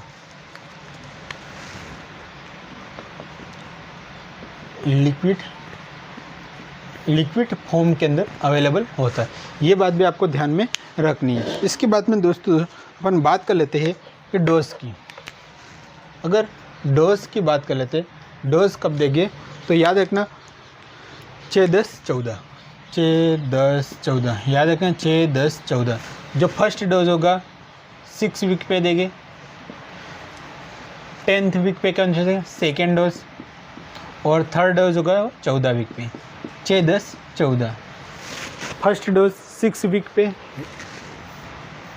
वीक के वा वीक 6 वीक पे फर्स्ट डोज, 10 वीक पे सेकेंड डोज और 14 वीक पे थर्ड डोज देंगे।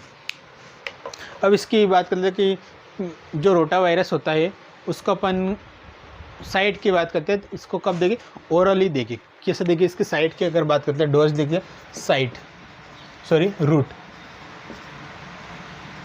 रूट की बात कर लेते हैं दोस्तों, तो इसको अपन देखते हैं ओरली देंगे।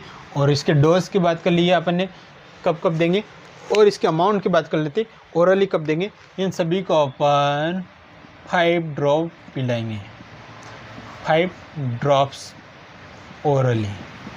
क्लियर है, कन्फ्यूज नहीं होना। रोटा वायरस कितने ड्रॉप देंगे, 5 ड्रॉप। OPV कितना देंगे, 2 ड्रॉप। तो समझ में आना चाहिए आपको। रोटा वायरस वैक्सीन की अगर मैक्सिमम एज लिमिट की बात करें तो मैक्सिमम एज लिमिट की बात करते हैं। मैक्सिमम एज कब तक दे देंगे, मैक्सिमम एज लिमिट में कब तक देंगे, तो मैक्सिमम की बात करते हैं तो 1 ईयर, मैक्सिमम 1 ईयर तक आपको रोटा वायरस देंगे।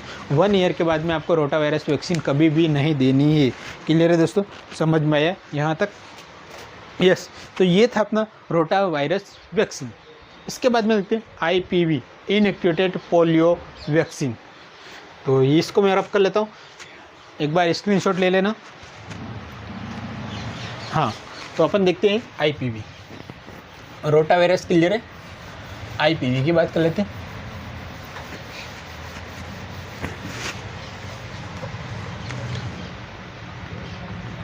IPV, inactivated polio vaccine. Full form क्या है, inactivated polio vaccine, inactivated polio vaccine IPV। Clear है दोस्तों? जो IPV होता है इसको अल्सो नोन एज सल्क वैक्सीन के नाम से भी जानते हैं। इसको क्या नाम है, सल्क वैक्सीन के नाम से भी जानते हैं, सल्क वैक्सीन। तो आपको ये बात भी आपको याद में रखनी। OPV था सेबिन वैक्सीन के नाम से जानते हैं, IPV को सल्क वैक्सीन के नाम से जानते हैं, कंफ्यूज नहीं होना। इसके बाद में एक ट्रिक्स आपको मैं बताना चाहता हूँ कि जो OPV था, ओरल पोलियो वैक्सीन, वो लाइव वैक्सीन था। क्लियर है? तो यह क्या किल्ड वैक्सीन होगा। किल्ड वैक्सीन में सल्क वैक्सीन को के से याद रखना, किल्ड वैक्सीन, कभी भी भूलना मत, के से याद रखना, किल्ड वैक्सीन होता है। IPV क्या है, एक किल्ड वैक्सीन होता है। Yes, it is a killed vaccine. IPV कब देंगे, तो 14 वीक पे अपन देंगे। 14 वीक पे IPV को कब देंगे, 14 वीक पे देंगे। कब देंगे, 14 वीक पे इसको प्रोवाइड करेंगे IPV। क्लियर है दोस्तों यहाँ तक? यस। इसके अगर डोज की बात कर लेते हैं कि डोज कितना देंगे, डोज की बात करते हैं 0.5 ml।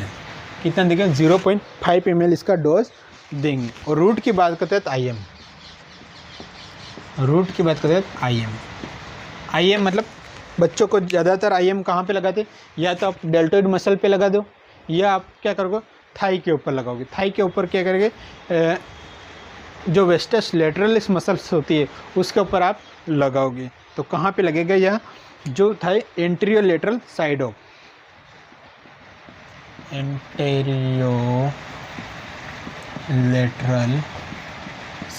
एंटीरियर लेटरल साइड के ऊपर आप लगाओगे। यहाँ पे आपको याद रखना, मोस्ट इम्पोर्टेंट ये होता है हमेशा राइट थाई के ऊपर लगेगा, राइट थाई के ऊपर लगाएंगे। लेफ्ट थाई के ऊपर कौन सा वैक्सीन लग रहा था, कौन सा लग रहा था, अपन ने पढ़ा था हेपेटाइटिस बी वैक्सीन। क्लियर है दोस्तों। तो ये राइट थाई के ऊपर लगाएंगे। तो यहाँ पे आपको ये बात आपको याद रखनी है। समझ में आया दोस्तों। इसके बाद में अपन देखते हैं मोस्ट इम्पोर्टेंट वैक्सीन होता है पेंटावेलेंट वैक्सीन। पेंटावेलेंट वैक्सीन तो यहीं पे अपन लिख लेते हैं, इसको रब कर लेते हैं एक बार पेंटावेलेंट वैक्सीन के बारे में।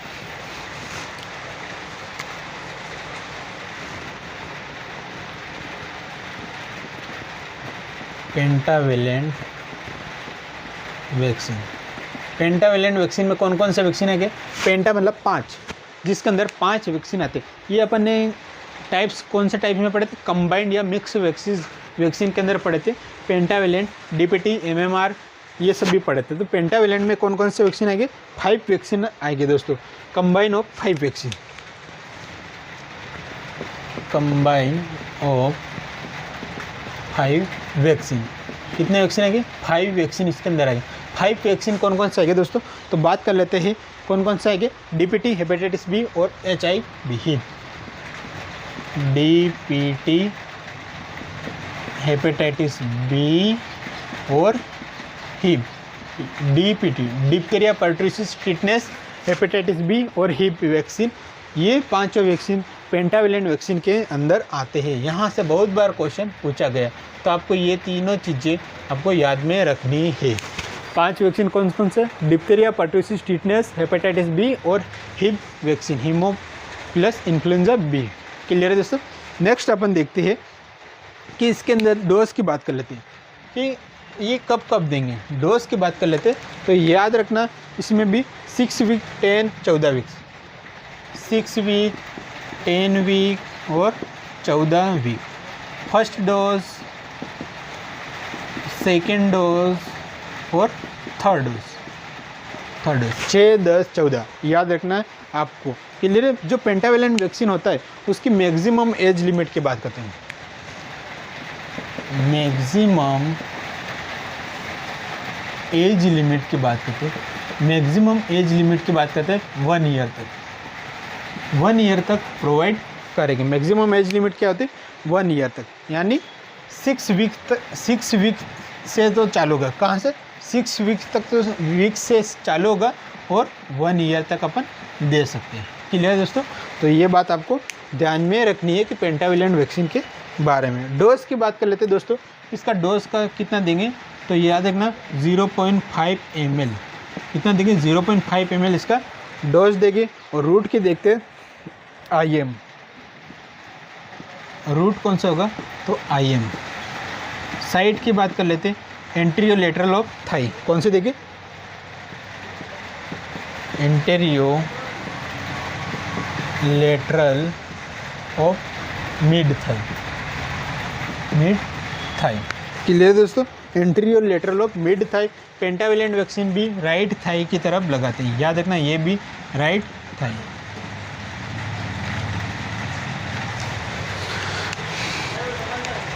तो दोस्तों अपन ने अभी तक पढ़ा है कि BCG वैक्सीन पढ़ लिया, हेपेटाइटिस बी वैक्सीन पढ़ लिया।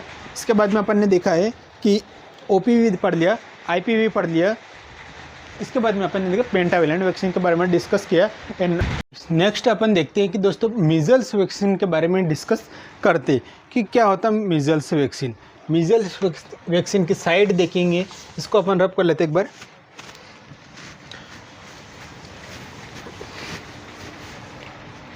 पेंटावेलेंट पढ़ लिया। नेक्स्ट हेडिंग लिखाना measles vaccine. Most important vaccine होता है ये भी अपना।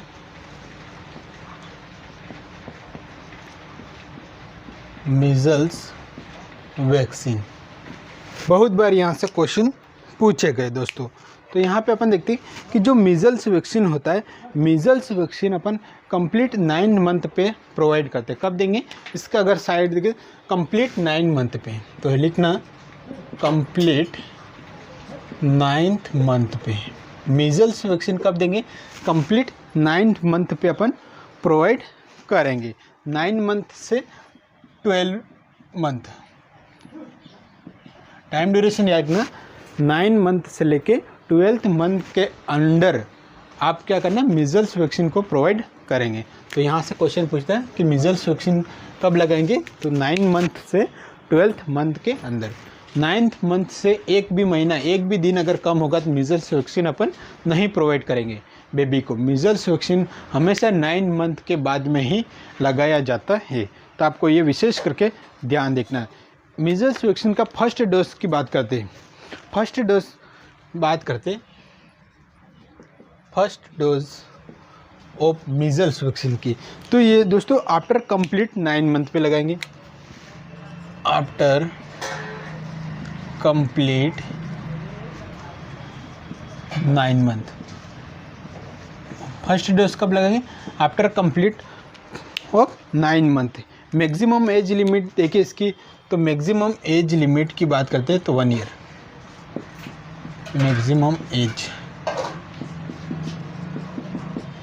मैक्सिमम एज लिमिट क्या होगी मीजल्स की, तो 1 ईयर। 1 ईयर तक अपन मीजल्स वैक्सीन को लगा सकते, मतलब 9 मंथ टू 12 मंथ, 12 मंथ मतलब 1 ईयर तक लगाएंगे। तो आपको ये बात याद रखनी। सेकेंड डोज की बात करते हैं, फर्स्ट डोज हो गया, सेकेंड डोज कब लगाएंगे, सेकेंड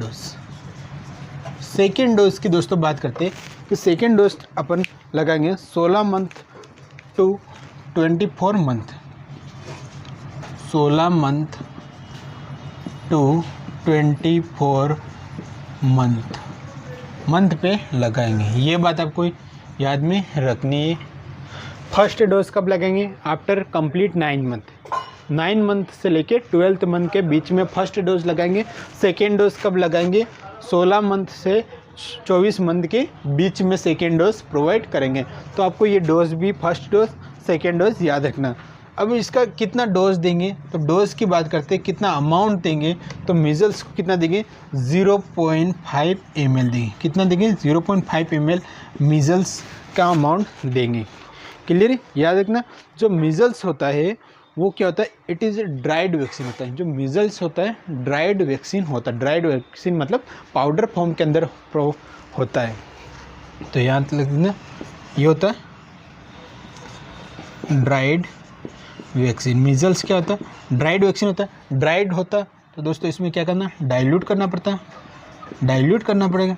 डाइल्यूट किस में करते हैं, मैंने पहले ही बताया था। डाइल्यूट किस में करते हैं, स्ट्राइल वाटर के अंदर, स्ट्राइल वाटर के अंदर डाइल्यूट करते हैं। मोस्ट इंपॉर्टेंट क्वेश्चन, मीजल्स को डाइल्यूट किस में करेंगे, स्ट्राइल वाटर के अंदर।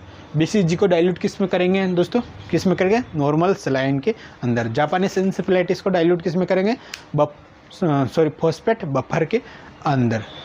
यस, नेक्स्ट अपन बात करते हैं, डोज देख लिया, रूट देख लेते हैं। रूट कब, कौन सा रूट पे देखिए, तो रूट की बात कर लेते हैं दोस्तों। इसका रूट कौन सा देखिए, सबक्यूटेनियस रूट देंगे। रूट कौन सा होगा, सबक्यूटेनियस। और साइट कौन सी लगी, राइट अपर आर्म। साइट की यहीं पे बात कर लेते, तो right upper arm. Most important question होता है कि यहाँ से भी बहुत बार क्वेश्चन पूछा गया। साइट कौन सी होगी, राइट अपर आर्म। और रूट कौन सा होगा, सबक्यूटेनियस। तो मीजल्स के बारे में अपन ने देखा है कि दो मीजल्स वैक्सीन कब प्रोवाइड करेंगे, 9 मंथ से 12 मंथ। फर्स्ट डोज की बात करते हैं तो कंप्लीट 9 मंथ पे प्रोवाइड करेंगे। इसके बाद में मैक्सिमम एज लिमिट देखें फर्स्ट डोज की तो 1 ईयर होगा। सेकेंड डोज को देखें 16 मंथ से लेकर 24 मंथ के बीच में देखिए डोज कितना रहेगा, अमाउंट 0.5 ml रहेगा। ड्राइड वैक्सीन होता है जिसको डाइल्यूट किस में करते हैं, स्ट्राइल वाटर के अंदर करेंगे। रूट कौन सा होता है, सबक्यूटेनियस होता है। साइट कौन सा होता है, राइट अपर आर्म में लगाएंगे। Right upper arm deltoid muscle के अंदर अपन लगाएंगे सबक्यूटेनियस फॉर्म में। क्लियर है दोस्तों। तो ये मीजल्स वैक्सीन के बारे में देखा। जो मीजल्स वैक्सीन होता है इसके अंदर एक स्पॉट का फॉर्मेशन होता है राइट साइड में। कौन सा होता है, कोप्लिक स्पॉट का फॉर्मेशन होता है। ये बात भी आप याद रखना, इसमें क्या होता है, कोप्लिक स्पॉट का फॉर्मेशन होगा। कोप्लिक स्पॉट मीजल्स में। यस, तो आपको ये बात ध्यान में रखनी है। नेक्स्ट अपन देखते हैं कि मीजल्स के बाद में अपन देखते हैं जापानीज एन्सेफेलाइटिस के बारे में डिस्कस करते हैं। दोस्तों कोप्लिक स्पॉट BCG या मीजल्स, कंफ्यूज हो, एक बार बता देता हूँ, मैं देख के भी बताऊँगा, ठीक है, तो ध्यान में रखना है। नेक्स्ट अपन देखते हैं जापानीज एन्सेफेलाइटिस के बारे में डिस्कस करते हैं। मीजल्स कंप्लीट है, Japanese encephalitis. Next vaccine, heading लिखना जापानीज एन्सेफेलाइटिस।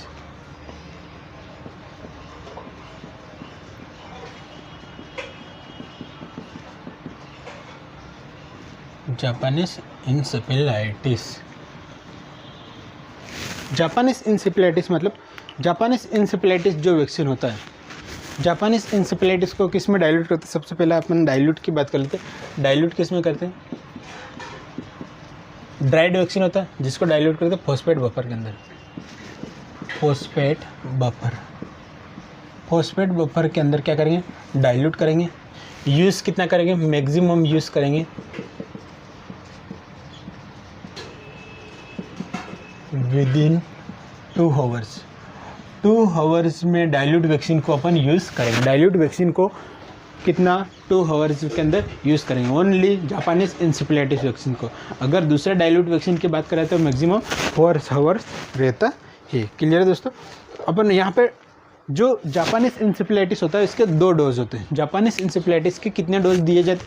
2 होते। तो डोज फर्स्ट की बात कर लेते, 2 डोज होते, लिख लेना। डोज फर्स्ट की बात कर लेते, डोज फर्स्ट कब देंगे दोस्तों? तो 9 मंथ से लेके 12 month, same as measles vaccine का डोज दे रहे थे, उसी डोज के साथ में अपन इसको भी प्रोवाइड करेंगे। कब? 9th मंथ, वीक नहीं है यहाँ पे, 9 month to 12 month. Second dose की बात कर लेते हैं। सेकेंड डोज अपन देते कब देते? 16 मंथ से लेके 24 मंथ। 16 मंथ से 24 मंथ के अंदर देंगे। कौन सा डोज? सेकेंड। क्लियर है दोस्तों? समझ में आया? Yes, same as measles vaccine की तरह देंगे। लिख लेना यहाँ पे, same as measles vaccine. Measles vaccine का याद कर लेना तो जापानीज एन्सेफेलाइटिस वैक्सीन आपको याद हो जाएगी। जो ये वैक्सीन होता है वो ड्राइड फॉर्म के अंदर होता है, जिसको अपन फॉस्फेट बफर में डाइलेट करते हैं। किसमें? फॉस्फेट बफर में। मैक्सिमम यूज़ कब करके? डाइल्यूट का 2 आवर्स के अंदर इसका यूज़ करेंगे। क्लियर है? डोज की बात कर लेते हैं दोस्तों। डोज की बात कर लेते हैं तो 0.5 ml देंगे। कितना? 0.5 ml देंगे। इसके बाद में रूट की देख लेते कि कौन से रूट से देंगे। रूट की बात कर लेते हैं। डोज के बाद में रूट की बात कर लेते हैं, सबक्यूटेनियस देंगे। साइड की बात कर लेते हैं, कौन सी साइड पे देंगे सबक्यूटेनियस, कौन सी साइड पे देंगे? तो बात करते हैं लेफ्ट अपर आर्म। कहाँ देंगे? Left upper arm. क्वेश्चन यहाँ से बनती, तो आपको ये बात भी ध्यान में रखनी है। क्लियर है दोस्तों? लेफ्ट अपर आर्म में देंगे। नेक्स्ट अपन लास्ट देखते हैं कि विटामिन ए डोज की बात करते हैं। विटामिन ए वैक्सीन के बारे में डिस्कस करते हैं, तो इसको रब कर लेता हूँ। एक बार स्क्रीनशॉट लेना हो तो ले लेना। नेक्स्ट हेडिंग लिखाना विटामिन ए। यहाँ से भी बहुत बार क्वेश्चन पुटअप हुआ है दोस्तों CHO में, तो विटामिन ए के बारे में डिस्कस करते हैं। तो हेडिंग अपनी रहेगी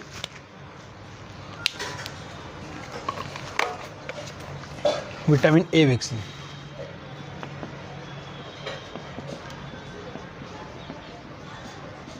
विटामिन ए वैक्सीन होता है दोस्तों to prevent blindness. Vitamin A होता है, विटामिन ए किसको प्रिवेंट करेंगे? ब्लाइंडनेस को प्रिवेंट करता है। तो मोस्ट इंपॉर्टेंट क्वेश्चन यही बन जाता है कि vitamin A prevent blindness.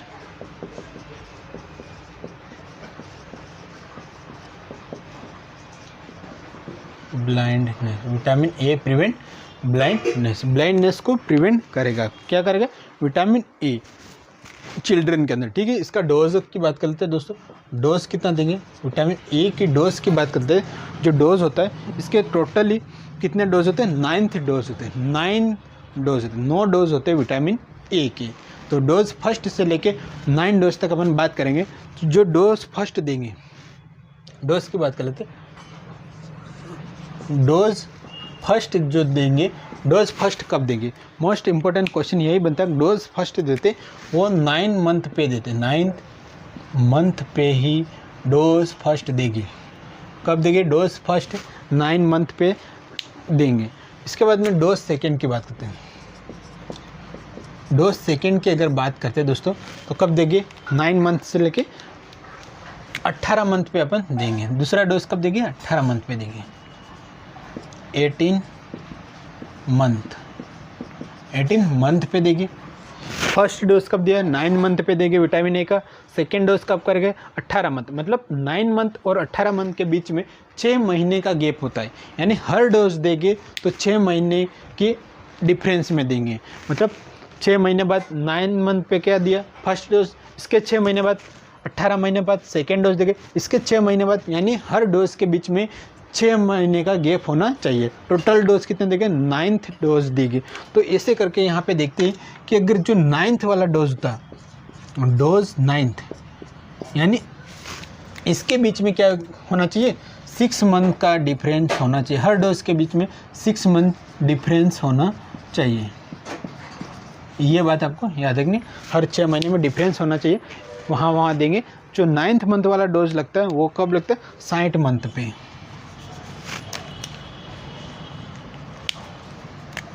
Last dose कब लगेगा? 60 मंथ पे जो डोज लगेगा वो 9th वो डोज लगेगा। एवरी डोज 6 मंथ के गैप में अपन लगाएंगे। हर डोज कितने महीने में लगेंगे? 6 डोज। टोटल डोज कितने होते हैं विटामिन ए का?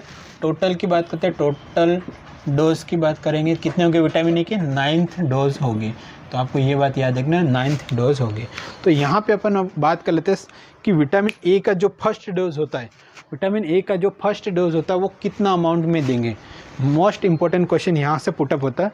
फर्स्ट डोज देंगे वो दोस्तों 1 लाख इंटरनेशनल यूनिट देंगे। 1 lakh IU, 1 lakh IU first dose कितना देंगे? फर्स्ट डोज की बात कर रहे हैं, फर्स्ट डोज कितना देंगे? 1 लाख इंटरनेशनल यूनिट देंगे। कितना? 1 लाख IU प्रोवाइड करेंगे। इसी तरह अपन सेकेंड डोज की बात कर लेते हैं। सेकेंड डोज अपन देंगे वो कितना देंगे? 2 lakh international unit, 2 lakh IU। Second dose कितना देगी?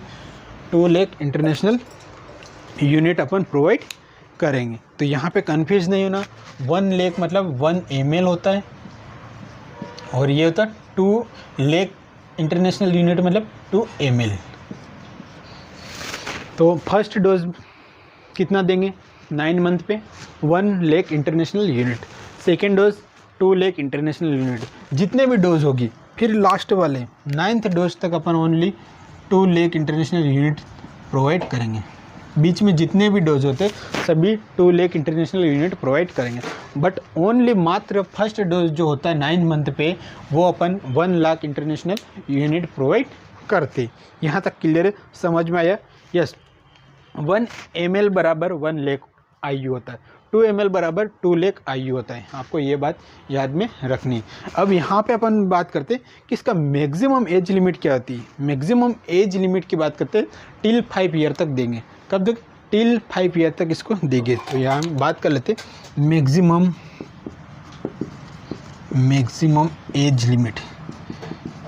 विटामिन ए मैक्सिमम एज में कब देंगे? तो टिल 5 ईयर। टिल 5 ईयर तक विटामिन ए का डोज अपन प्रोवाइड करते रहेंगे। कि इंटरवल कितना होना चाहिए? 6 मंथ का इंटरवल होना चाहिए। क्लियर है? 9 मंथ से स्टार्ट करेंगे और लास्ट 60 मंथ पे इसको एंड करेंगे। क्लियर है? तो ये अपना इन्फेंट के अंदर जितने वैक्सीन लगाते हैं वो वैक्सीन यहाँ पे अपन ने डिस्कस कर लिया। नेक्स्ट अपन देखते हैं चिल्ड्रन के अंदर अब कौन से वैक्सीन लगेंगे। तो चिल्ड्रन की बात करते हैं, इसको रब कर लेते। एक बार आप स्क्रीनशॉट ले लेना इसको। यस, हेडिंग लिखना। अपन ने सबसे पहले प्रेग्नेंट मदर के अंदर कौन सा वैक्सीन लगेगा उसके बारे में डिस्कस किया। सेकेंड डिस्कस किया दोस्तों इन्फेंट के अंदर या न्यूबॉर्न के अंदर कौन सा वैक्सीन लगेगा, कौन कौन से लगेंगे। और अब बात कर रहे हैं अपन चिल्ड्रन के, कि चिल्ड्रन के अंदर कौन सी बात है। तो यहाँ पे हेडिंग लिखना इन चिल्ड्रन।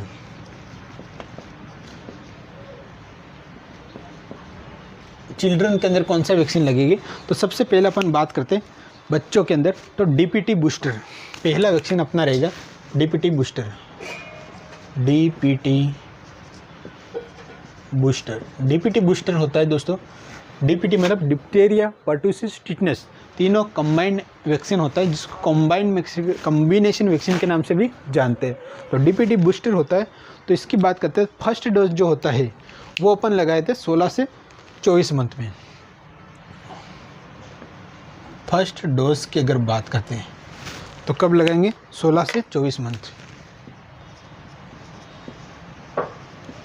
16 से 24 मंथ पे लगाएंगे। ये आपको याद रखना है। डीपीटी बूस्टर का फर्स्ट डोज कब लगेगी? 16 से 24 मंथ के अंदर अपन लगाते हैं। क्लियर है दोस्तों? इसकी डोज की बात कर लेते हैं। 0.5 ml रहता है डोज। अमाउंट कितना होगा?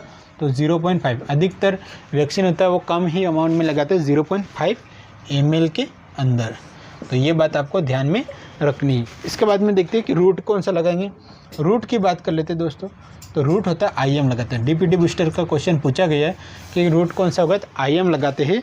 इसके बाद साइट देखते हैं कि किस जगह पे लगाएंगे। साइट की बात करते हैं, एंटीरियोलेटरल साइड ऑफ मिड थाई। कौन सी?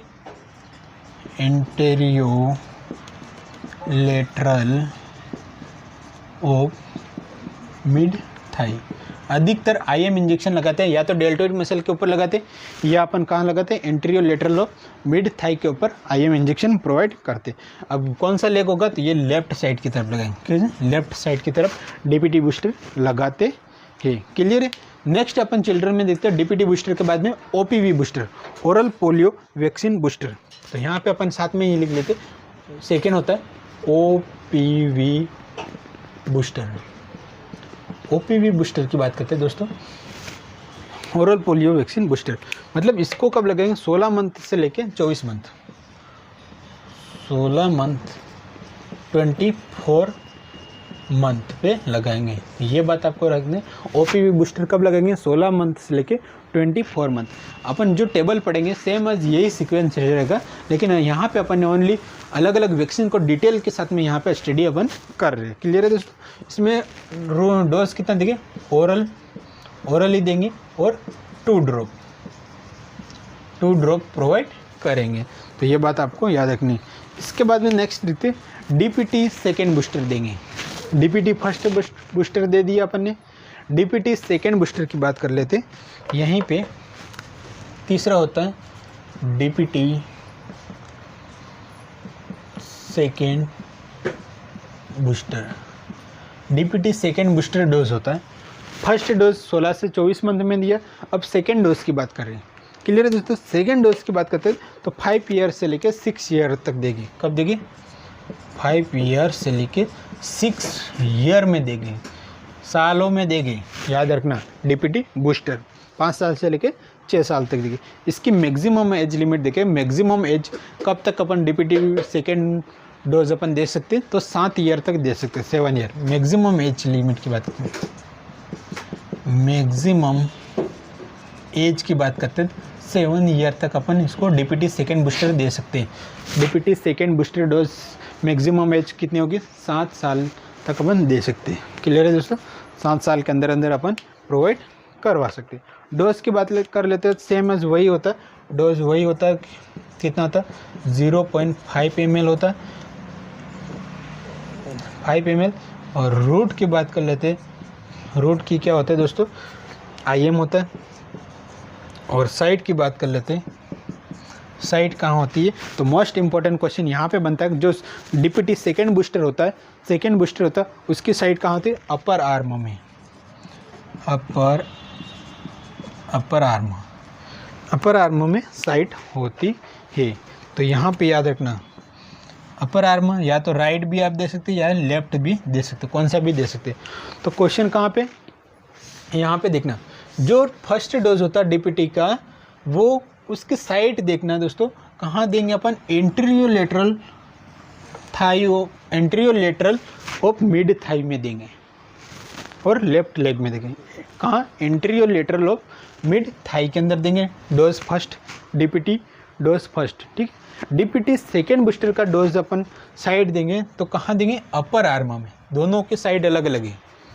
डीपीटी फर्स्ट बूस्टर डोज की साइट अलग है और सेकेंड बूस्टर की डोज की साइट अलग है। तो यहाँ मोस्ट इम्पोर्टेंट लाइन है, कंफ्यूज नहीं होना, क्वेश्चन कैसे भी घुमा सकता है।